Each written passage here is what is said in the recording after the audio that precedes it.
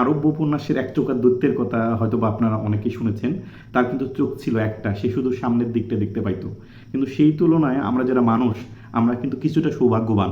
Anatole ফ্রান্সও একজন হচ্ছে ফরাসি লেখক, উপন্যাসিক এবং কবি, এবং ওনাকে একজন দার্শনিকও বলা যায়। উনি খুব দুঃখ করে বলেছিলেন যে আমি যদি মাছি হয়ে জন্মাতাম তাহলে আমার পুরো মাথা জুড়ে চোখ থাকতো এবং গোটা বিশ্বটাকে আমি একসঙ্গে দেখতে পাইতাম।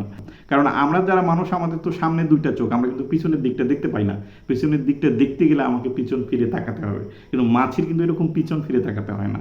সে কিন্তু একসঙ্গে সামনে পিছনে ডাইনে বায়ে যা কিছু আছে সব কিছু কিন্তু দেখতে পায়। কিন্তু আমার মনের চোখ তো আর এরকম একটা কিংবা দুইটা না।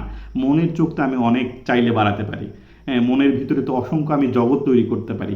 তো আমি যদি মনের চোখ যদি বাড়াতে চাই, তাহলে মনের চোখ বাড়ানোর সে উপায়টা কি, সেই সম্পর্কে কিন্তু তিনি বলেছিলেন যে আমাদের মনের চোখ বাড়াতে গেলে আমাদের কি করতে হবে।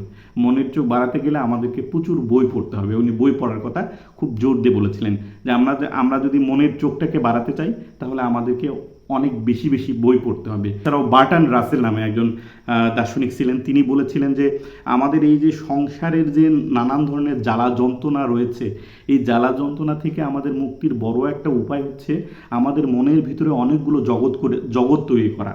অর্থাৎ আমরা যদি মনের ভিতরে অনেকগুলো জগৎ তৈরি করতে পারি, তাহলে কিন্তু আমাদের এই সংসারের যে যন্ত্রণা, সংসারের যে জ্বালা, সেই জ্বালা থেকে আমরা হয়তো বা কিছুটা মুক্ত হতে পারি। আমার সাহিত্য ভালো না লাগলে আমি ইতিহাসে গেলাম, ইতিহাস ভালো না লাগলে আমি ভূগোলে গেলাম। তো এরকম মনের ভিতরে যদি আমরা অসংখ্য জগৎ তৈরি করতে পারি, তাহলে আমরা কিছুটা হলেও এই যে সংসারের যন্ত্রণা, পৃথিবীর যন্ত্রণা থেকে আমরা কিছুটা হলেও লাঘব পেতে পারি। তবে সবার উপরে যেটা বড় কথা, সবার উপরে যে সত্য কথা, সেটা হচ্ছে যে আমাদেরকে বেশি বেশি করে বই পড়তে হবে।